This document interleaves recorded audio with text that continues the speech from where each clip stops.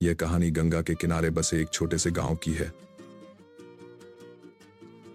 गांव में धर्म सिंह नाम का एक भला आदमी अपनी 3 बेटियों के साथ रहता था।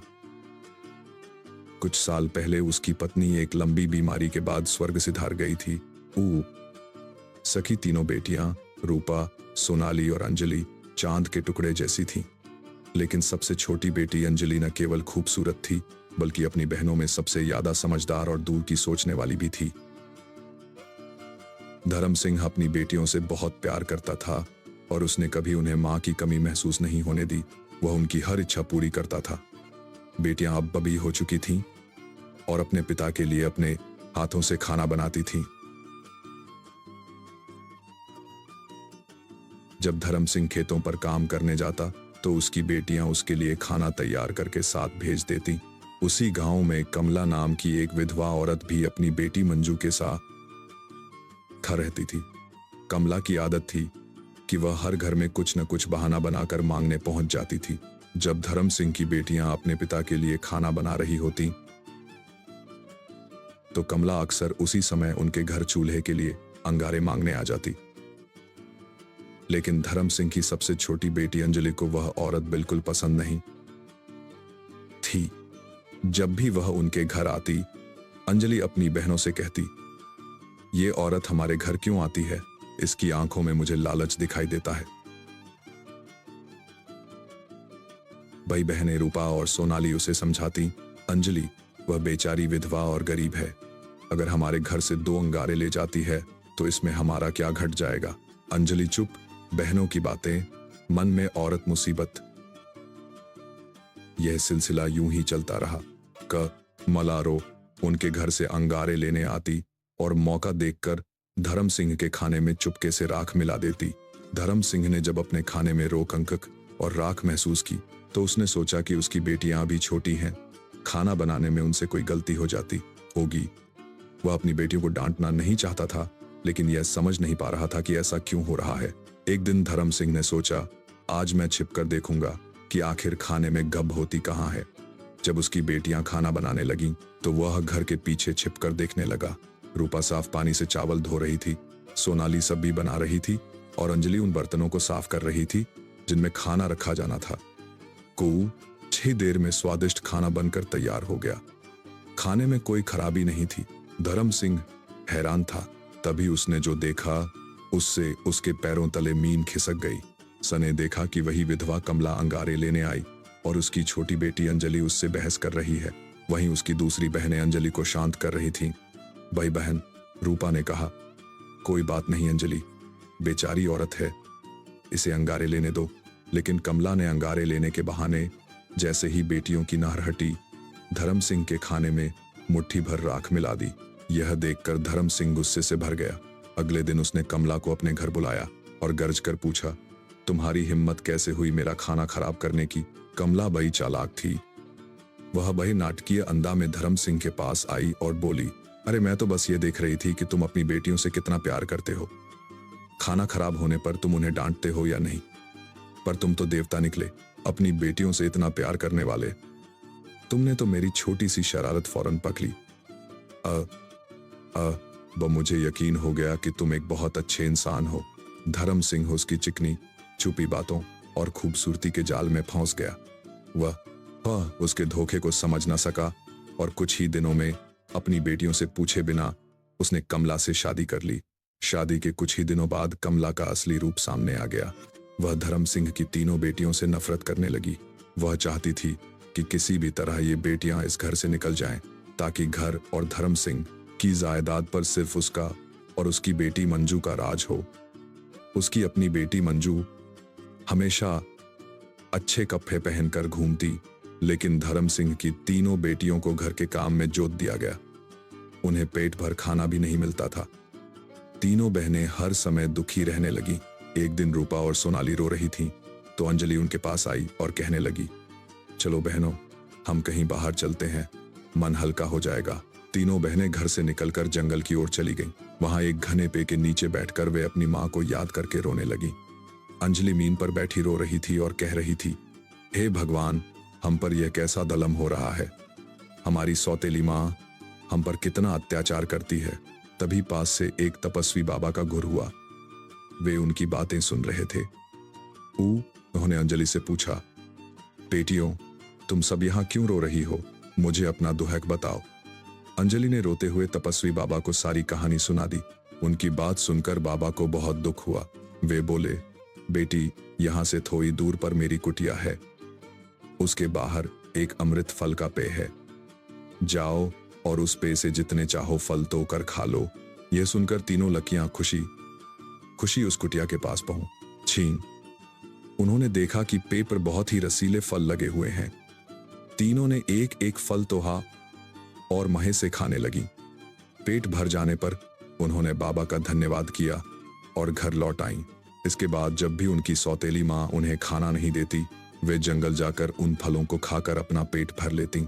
धीरे धीरे उनकी सेहत और भी अच्छी होने लगी और उनके चेहरे पर एक नई चमक आ गई। अब कमला सोचने लगी, मैं इन लड़कियों को खाने को कुछ नहीं देती, फिर भी इनकी खूबसूरती बढ़ती जा रही है, जबकि मेरी बेटी मंजू इनके आगे फीकी लगती है। दूसरे दिन जब लड़कियां जंगल गईं, तो कमला ने अपनी बेटी मंजू को उनका पीछा करने भेजा। जब तीनों बहनें फल खा रही थीं, तो अंजलि ने अपनी सौतेली बहन को देख लिया। उसने बहनों से कहा, यह हमारा पीछा कर रही है। अगर यह सब कुछ अपनी माँ को बता देगी तो यह हमारे लिए मुसीबत बन जाएगी। लेकिन रूपा और सोनाली ने कहा, अंजलि हमारी माँ गालिम है, यह बेचारी तो बेकसूर है। उन्होंने मंजू को पास बिठाया और उसे भी एक फल दे दिया, लेकिन मंजू ने फल नहीं खाया और भागकर अपनी माँ के पास जाकर सब कुछ बता दिया। यह सुनकर कमला गुस्से से आग बबूला हो गई। शाम को जब धर्म सिंह घर आया तो वह सिर दर्द का बहाना बनाकर लेट गई। धर्म सिंह ने पूछा, तुम्हें क्या हुआ? वह बोली, मेरे सिर में बहुत तेज दर्द है। यह तभी ठीक होगा जब जंगल में जो अमृत फल का पेड़ है उसे जब से कटवाकर उसकी जड़ उबाल कर मेरे माथे पर लगाई जाएंगी। धर्म सिंह ने कहा, बस इतनी सी बात। उसने कुछ आदमियों को बुलाकर पेड़ को जब से उखवा दिया और उसकी जड़ लाकर कमला के माथे पर मल दी। कमला बोली, अब मुझे आराम है। अगले दिन जब तीनों बहनें जंगल गईं, तो पेड़ को उखा देखकर बहुत दुखी हुईं और रोने लगीं। उनके रोने की आवाज सुनकर तपस्वी बाबा अपनी कुटिया से बाहर आए। वे बोले, बेटियों, रोने की क्या बात है? ईश्वर तुम्हें इससे भी बेहतर कुछ देगा। फिर तपस्वी बाबा ने अपनी उंगली से मीन की तरफ इशारा किया और वहां दूध की एक छोटी सी नदी बहने लगी। उन्होंने लड़कियों को एक मिट्टी का प्याला दिया और कहा, जितना मरी हो दूध पियो। लड़कियां रो वहां जाकर दूध पीती। कमला उनकी अच्छी सेहत देखकर हैरान न थी। उसने फिर अपनी बेटी को पीछा करने भेजा। मंजू ने जाकर सब कुछ बता दिया। इस बार कमला ने गांव के कुछ लालची आदमियों को पैसे देकर उस दूध की नदी को मिट्टी से भरवा दिया और तपस्वी बाबा की कुटिया भी धुआ दी। अगले दिन बहनें वहां गईं तो सब कुछ तहस नहस देखकर उनका दिल टूट गया। वे भूखी प्यासी घर लौट आईं। कुछ दिन बाद कमला फिर से एक भयानक बीमारी का बहाना बनाकर बिस्तर पर लेट गई। जब धर्म सिंह घर आया तो वह बोली, मेरी जान बचाने के लिए बस एक छोटा सा काम कर दो। धर्म सिंह बोला, जल्दी बताओ क्या करना है।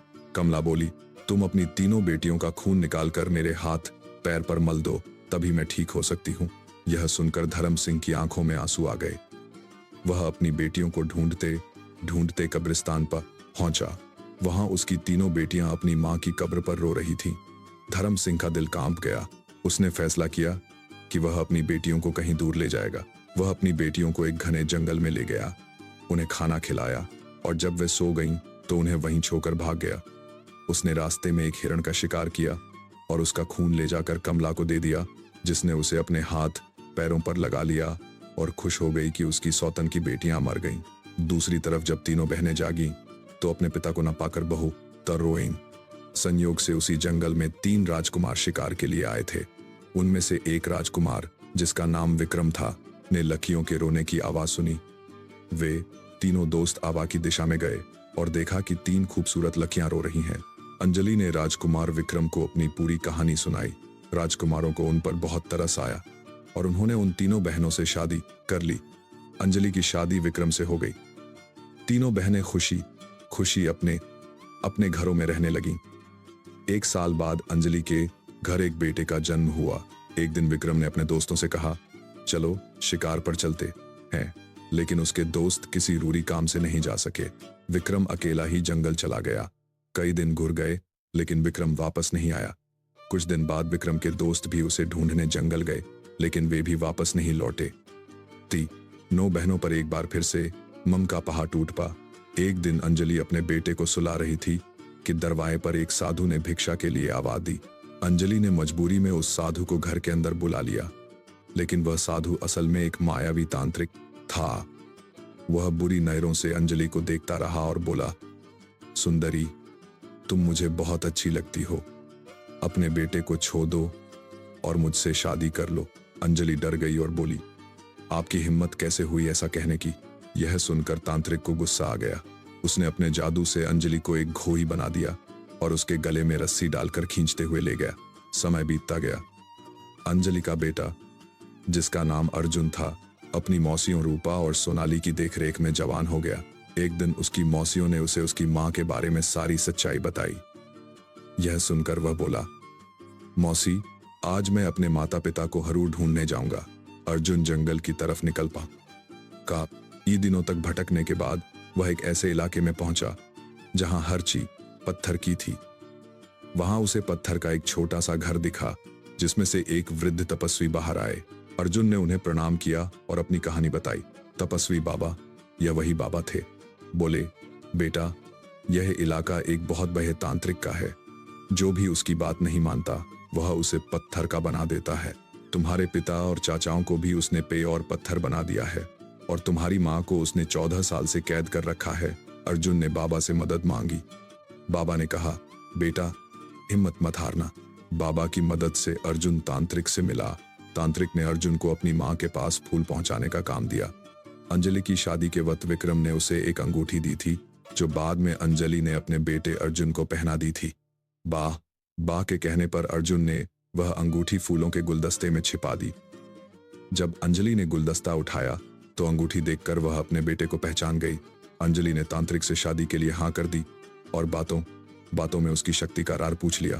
तांत्रिक ने बताया कि उसकी जान एक तोते में है, जो 7 समंदर पार एक गुफा में पिंजरे में बंद है। अंजलि ने यह राज अपने बेटे को बताया। अर्जुन कई मुश्किलों का सामना करने के बाद उस तोते को ले आया। तांत्रिक उसे देखकर गिंगी खाने लगा। अर्जुन ने चालाकी से तांत्रिक से सभी कैदियों को आद करवाया। इसके बाद उसने तोते के पंख खींचे, जिससे तांत्रिक की शक्ति खत्म हो गई और अंत में उसने तोते की गर्दन मरोड़ दी, जिससे तांत्रिक मर गया। अर्जुन ने अपनी मां अंजलि, पिता विक्रम और बाकी सभी कैदियों को आगाद करा। या सब खुशी अपने घर लौट आए। उनके पिता धर्म सिंह, जो अपनी बेटियों को खोने के गम में बूढ़े हो चुके थे, उन्हें सही सलामत देखकर खुशी से रोने लगे। उन्होंने बेटियों से माफी मांगी और बताया कि उनकी सौतेली मां कमला एक गंदी बीमारी का शिकार होकर कई साल पहले ही मर चुकी थी। इसके बाद सबने खुशी और सुकून के साथ अपनी जिंदगी गुजारनी शुरू कर दी।